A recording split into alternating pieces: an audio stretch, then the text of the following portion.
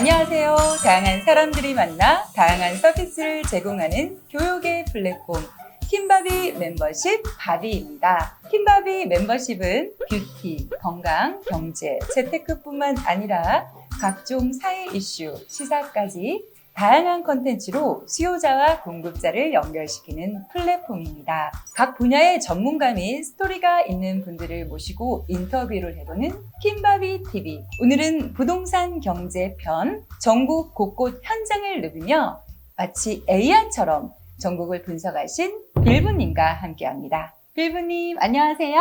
네, 반갑습니다. 오늘따라 더욱 근사하시고 잘생겨 보이세요. 아름다우십니다. 감사합니다. 네네. 그 이유가 여기 인터뷰 하시기 전에 킴바비에서 스타일링 받으셨다고요? 네, 아주 아름다우신 분한테 제가 스타일링을 받았습니다. 감사합니다. 네. 직접 자기소개 좀 해주시겠어요, 빌부님? 네, 저는 네이버 카페 닥치현장이라는 카페를 운영하고 있는 빌부입니다. 여기 지금 킴바비 멤버십에서는 부동산 경제 멘토를 맡고 있습니다. 반갑습니다. 잘 오셨습니다. 네네. 그러면 바로 들어가 볼게요. 네네. 요즘 사실 최근 뉴스만 틀면 또 백스텝이다, 자이언트 스텝이다, 또 금리가 높아지고 있고, 인플레이션에다가 또 스태그플레이션까지 우려되는 상황 속에서 부동산이 마치 조정 국면을 좀 맞은 것 같은 느낌이 들어요. 어떻게 보시고 계세요? 윤석열 정부 들어서고 나서 지금 상당히 지금 거래가 안 되고 있죠. 네. 전국적으로. 저는 일단 그 원인 자체가 뭐냐면 20년도, 21년도 2년 동안 전국이 아주 많이 상승을 했습니다. 이게 상승하고 나면 항상 잠깐 쉬어가야 될 타이밍이라고 봅니다. 그래요? 네. 그래서 올해 하반기가 저는 상당히 중요하다고 보는데 그 얘기는 제가 천천히 한번 얘기를 나누도록 하겠습니다. 네네네. 네.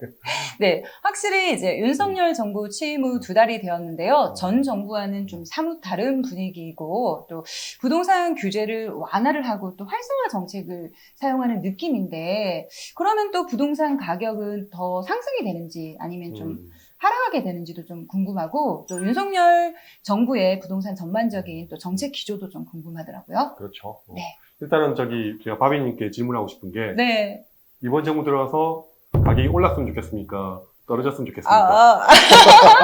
윤 정부 들어와서요. 그렇죠. 네. 부동산 투자자들의 입장이라면 좀 점진적인 그래도 상승을 원하겠지만. 그렇죠. 네. 맞습니다. 어쨌든 네.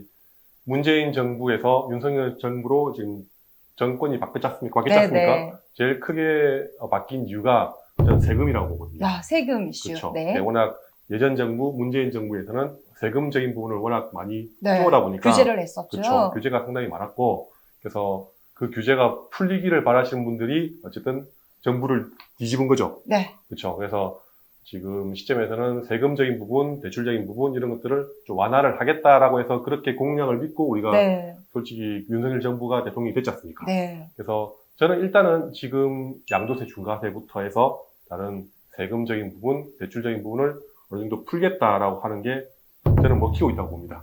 지금 먹히고 있다. 그쵸, 그럼 네. 시장은 조금 조정을 맞은 거네요. 그렇죠. 그러니까 저는 소위 말로 또 안정화라고 할 수도 그러니까 있죠. 이 상태에서 저는 올해 하반기가 좀 상당히 중요하다고 보거든요. 올해 하반기, 내년 초까지가 지금 제일 크게 중요한 정책이 뭐냐면 양도세 중과세 1년 동안 안 하겠다. 네네. 그게 내년 5월 9일까지거든요. 5월 말이 아니고 5월 9일까지였네요. 그렇죠. 맞습니다. 5월 10일 날 취임을 했기 때문에 맞습니다. 딱 1년까지만 내가 팔 때 중과를 하지 않겠다라고 지금 했기 때문에 그러면 향후에 우리 입장에서 봤을 때 내년 5월 초에 양도세 중과가 끝나고 나면 그 이후에 다시 양도세 중과가 불안했으면 좋겠습니까? 다시 양도세 중과가 없어지면 좋겠습니까? 양도세 중과는 안 되는 게 사실 좋죠. 그렇죠. 좀, 그거 계속 없었으면 좋겠어요. 그렇죠. 근데 문제는 올해 하반기에 다시 거래량이 살아나고 가격이 올라버리면 내년 초에 양도세 중과가 부활이 되겠죠. 그렇죠. 중과를 시키겠죠. 그렇죠. 그래서 저는 어쨌든 개인적인 생각으로는 뭐냐면 올해 하반기 때 지금 시장이 조금 거래가 안 되고 좀 주춤한 상황이 더 지속되어야 되지 않나. 역발상이신데요. 더 가격이 떨어져야 된다. 그래야 내년 초에 다시 모든 규제를 한 방에 풀 수가 있다라고 저는 생각합니다. 우리 빌부님께서는요, 남원님과 함께 운영하시는 닥치고 현장 카페에서 현장 강의를 또 많이 하시잖아요. 그렇죠. 임장도 많이 가시고요. 최근에도 또 다녀오셨을 것 같은데요. 그렇죠. 현장 분위기 좀 알려주세요. 요즘 현장을 많이 가보면 분위기가 상당히 안 좋습니다. 잘 팔리지도 않고, 그러니까 매도자들은 좀 뭐 어차피 양도세 중과를 지금 1년 동안 유예를 시켰기 때문에 네. 최대한 이 상황에서 조정 지역에 있는 물건들을 팔려고 하고 있고, 네. 그러니까 매수자 입장에서는 지금 우크라이나 전쟁부터 해서 그쵸. 고물가. 금리가 오르고 있고, 네. 뭐 에너지 뭐 폭등이라든지, 네. 그러니까 이런 항상 악재 때문에 잘 살려고 매수를 하려고 하지 않습니다.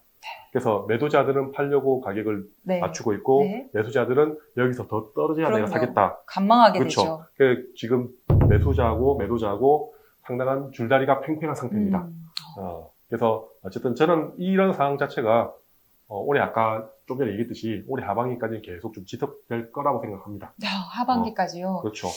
혹자들은 뭐 가을에 다시 좀 살아난다 그렇죠. 이렇게 얘기하시는 분들도 있던데 조금 이 조정 국면이 약간은 더 음. 길어질 수도 있다는 거네요. 근데 이것도 일단은 도시별로 조금 다르거든요. 도시별로 물량 자체가 거의 없는 도시는 지금 네. 물건도 없고 가격이 오르고 있는 추세고, 물량이 어느 정도 있는 도시 같은 경우는 거래가 잘 안 되고 전세가 잘 안 나오는 상황입니다. 네.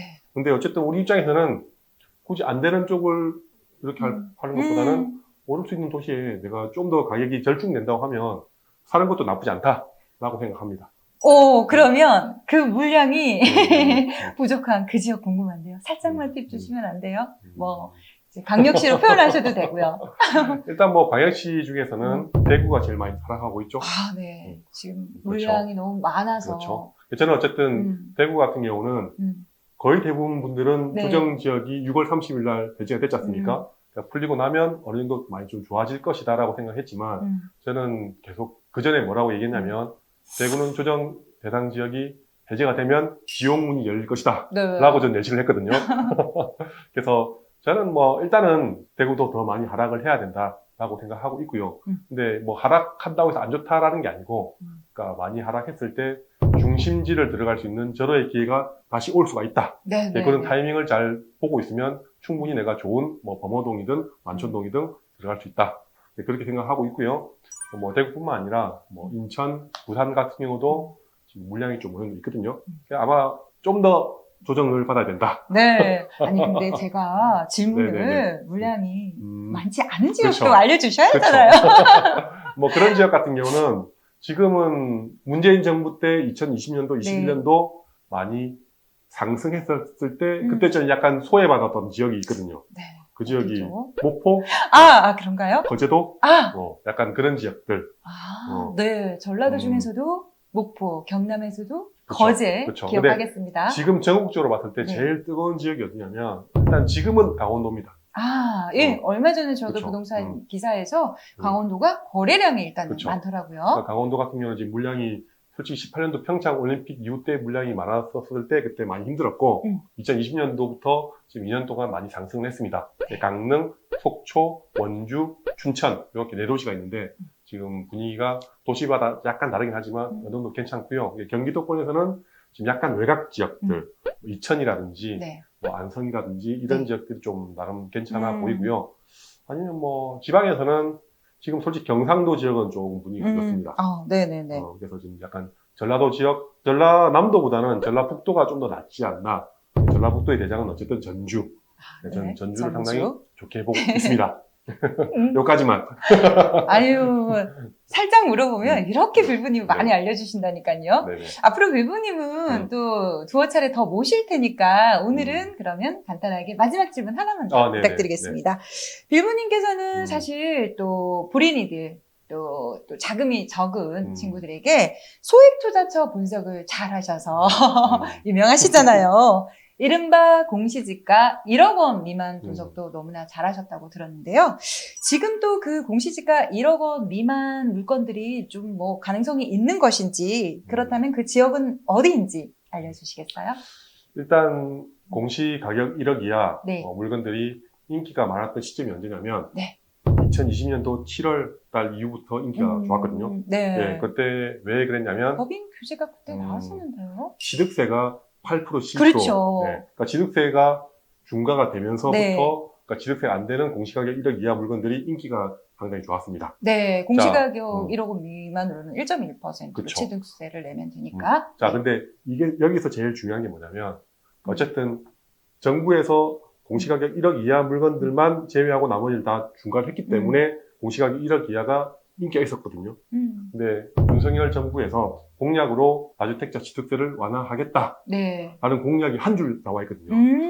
근데 그러면 자 앞으로 윤석열 정부가 다주택자 취득세도 네. 지금 8%, 12% 너무 높다 보니까 네. 이거를 어느 정도 다시 1.2% 다시 완화를 하기는 좀 부담스럽다 하더라도 1에서 3% 또는 가격대에 따라서 뭐 6%, 그렇죠. 최대 6%까지만. 그렇죠. 네. 그러니까 지금 있는 8%, 네. 12%를 반만 깎아줘도 4%, 6%만 해줘도 네. 아파트를 사겠습니까? 안 사겠습니까? 사죠. 그렇죠. 네. 자 그러면 공시가격 1억 이하, 솔직히 1억짜리 같은 경우는 네.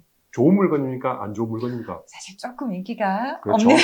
그렇죠. 근데 그게 우리가 취득세 때문에 그밖에 못 산 거거든요. 네, 맞습니다. 근데 예를 들어서 취득세 중과가 없어져 버렸어. 근데 그걸 완화시켜. 그러면 우리가 굳이 다주택자 입장에서 싼 거를 살 것이냐? 조금 더 상급지로 가고 한 싶죠. 2억대에서 한 4억대 정도를 내가 그쵸. 살 것인가? 그럼 어떤 거 사고 싶습니까? 2억대에서 4억대. 그렇죠. 그러면 어쨌든 이번 윤석열 정부에서 그거를 완화를 해줄 것이냐 안 해줄 것인가가 네. 저는 제일 중요한 포인트라고 봅니다. 잘 그래서 생각을 하셔야 되겠네요. 그렇죠. 그러니까 완화가 안 되면 네. 계속 공시가격 1억 이하가 인기가 있을 것이고 네. 완화를 해줘버리면 저는 네. 인기가 없어질 거라고 네. 봅니다. 그래서 그거는 올해 하반기 때 가격이 네. 어떻게 될 것이냐에 따라서 네. 정해진다고 봅니다. 네, 빌부님. 깔끔하죠? 네. 감사합니다. 윤석열 정부 음. 부동산 기조와 또 현재 고금리 또 부동산 조정 국면을 맡고 있는 이 시점에서 앞으로 어떻게 또 대응을 하고 예측할지 좋은 말씀 주셨고요. 우리 빌부님은 정말로 다시 또 나와 주실 거잖아요. 뭐 가능하면 아이고, 약속하셔놓고. 네, 알겠습니다. 감사합니다. 네네. 네, 킴바비 멤버십 빌부님과 오늘 함께 하였습니다. 그럼 다음번에 또 뵙고요. 더 예뻐지고 건강하고 부자 되세요. 어떻게 반응해야 되죠? 같이 부자 되세요. 하자고요. 한번 연습해 볼까요? 네네네. 더 예뻐지고 건강하고 부자 부자 되세요. 되세요. 더 예뻐지고 건강하고 부자 되세요.